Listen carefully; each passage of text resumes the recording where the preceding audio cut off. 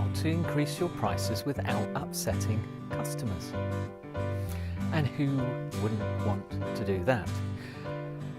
My name is John Butt. This is the Marketing for Owners podcast. At this point we could have music, I could sing you a song, but let's just talk about the stuff. So, prices. You have a price of your product or your service or your time, whatever, okay? In general, you yourself set your price one day. Or the other way, most often of creating a price, the original price I'm talking about when you first started, is to look at the price someone else does it for and do it for a bit cheaper, undercutting who you perceive to be your main competitor. Now, that is fine. That's what everyone does. Don't you worry about it. But it's not good enough for you anymore, because you, my friend, are worth more than that. Now, I'm going to talk to you. I'm going to assume you're charging a rate for your labour, an hourly rate. I don't care whether it's then a day rate, a half day rate, a minimum charge or anything, but somehow it's going to be based on an hourly rate. Doesn't matter what it is. Let's call it, for argument's sake, £30 an hour. Okay? So, there is no way, it is extremely unlikely that you are going to be £28.87 or £31.08 or £32.43, because you will have rounded it up, you will have rounded it down. It's easy to work out, isn't it? Yeah, follow me? Okay. So, why? So whatever you picked, whatever you pick, why aren't you, so if you're £30, why aren't you £29.90? Why aren't you £29.99? Because it's easy to work out. So therefore, you made that arbitrary decision that no one will mind that little bit. You want it to be easy to work out, despite the fact you've got a calculator, despite the fact you've got one on your phone, on your computer, spreadsheets. Yeah? So, point one. This is point one. I'll explain what I'm coming to in a minute. The other one is, in your trade or industry, no matter what you do, only, and I've said this before, yeah, I know, yeah, only one person in your entire trade, whether this is in your town, in your county, in your country, on your continent, of all the people that do what you do, one of them is the cheapest. Do you agree? Okay, let's go up the other end. Of all the people, that's a helicopter. For those of you wondering, yes, I record these outdoors in the thing. They've got a barbecue next door. It's a sunny afternoon. It's lovely. For all of, so go at the other end. Of all those people, county, town, region, country, whatever, only one is the most expensive. And can you tell me the common thing between those, that one who's the cheapest and that one who's the most expensive? The thing they have in common? Oh, you can't answer me, can you? Because this is one-way communication. Okay, let me tell you. They both have customers. They both have clients. Even though one's the cheapest, one's the most expensive, they've positioned themselves. Now you might say, oh, but whatever. They're human, both of them.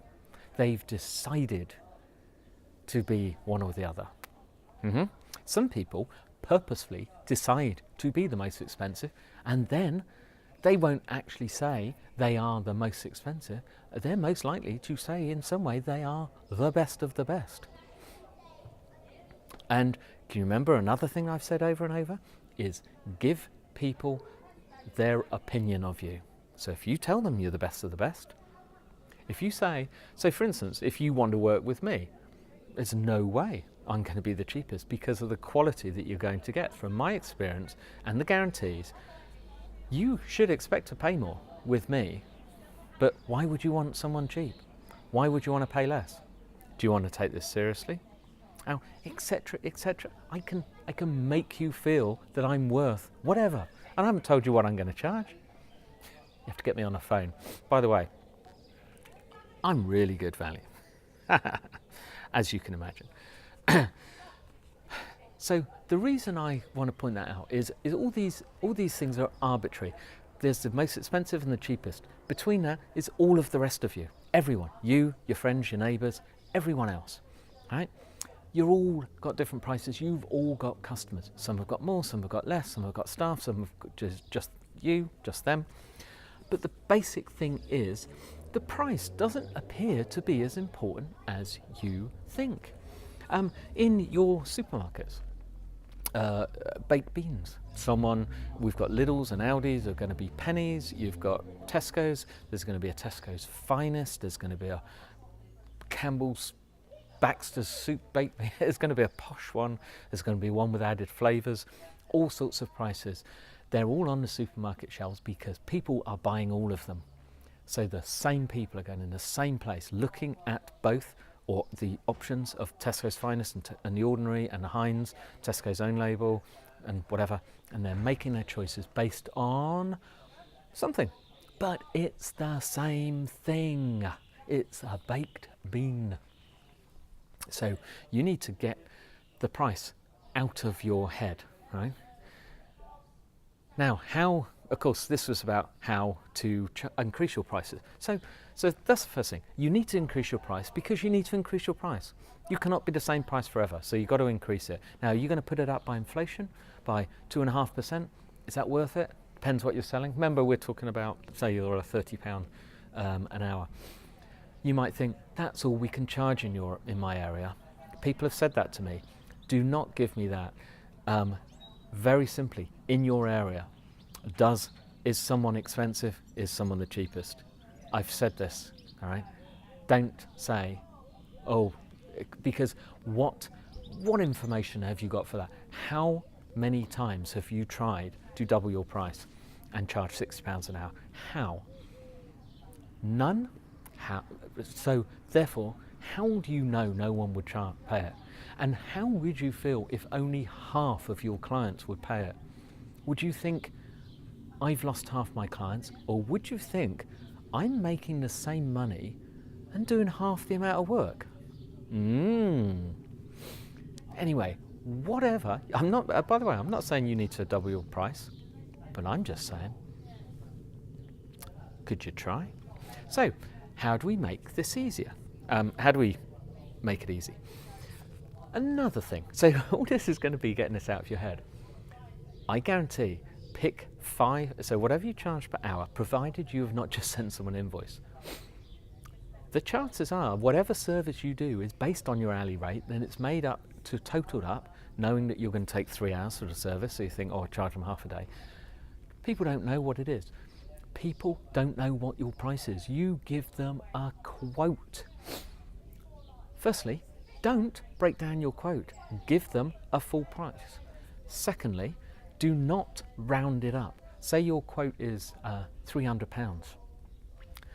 Don't make it £300. Make it £287.92. Make it £312.11. Make it look like you actually calculated it accurately. Don't make it look like you just plucked something out of the air. Oh, it was 290, so I'll round it up to 300. That's what that sounds like, okay? Just because it's easy for you to say and work out the VAT. So I guarantee, pick your 5 top clients, call them, ask them a couple of questions, and ask what you charge for one of your services. I can guarantee that none of them will know. None of them. So again, get this out of your head. And then the next thing is, put your price up and only charge new clients that higher price. That is how you put your prices up without upsetting any clients. And what you'll find is those older clients you'll gradually replace with new ones. And when you get to the point where 3/4 of your clients are paying the new price, you speak to your old client and you tell them that unfortunately you haven't given them a price rise in umpteen years. You actually charge a much higher price to everyone else. They know. You then remind them of the value they've had and say, I'm really sorry, but from now on, we're going to have to charge the higher price. My true value. If you don't call it a higher price, you're going to have to charge your true value. Remember, use the words true and value, not price. Oh, anyway, I hope that seeds an idea and helps you make more money. It's Thursday, time for a Thursday Drive Time podcast, and as we're talking about money, I am going to recommend, this is, sorry, just dropped the microphone. I'm going to recommend So Money. Now, this is by Farnoosh Torabi. She is great, but just look up, if I'm not going to spell it to you, you can look this up at marketingforowners.com/podcast/639. You'll see how to spell it and you'll see a link. Or you can just go to Google and Google So Money Podcast. Or on iTunes, look for So Money.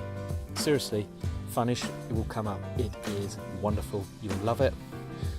Tomorrow, Friday, is our ones to watch. We have Spencer Smith. Spencer, fabulous content marketer, and he experiments and tests everything before he teaches it.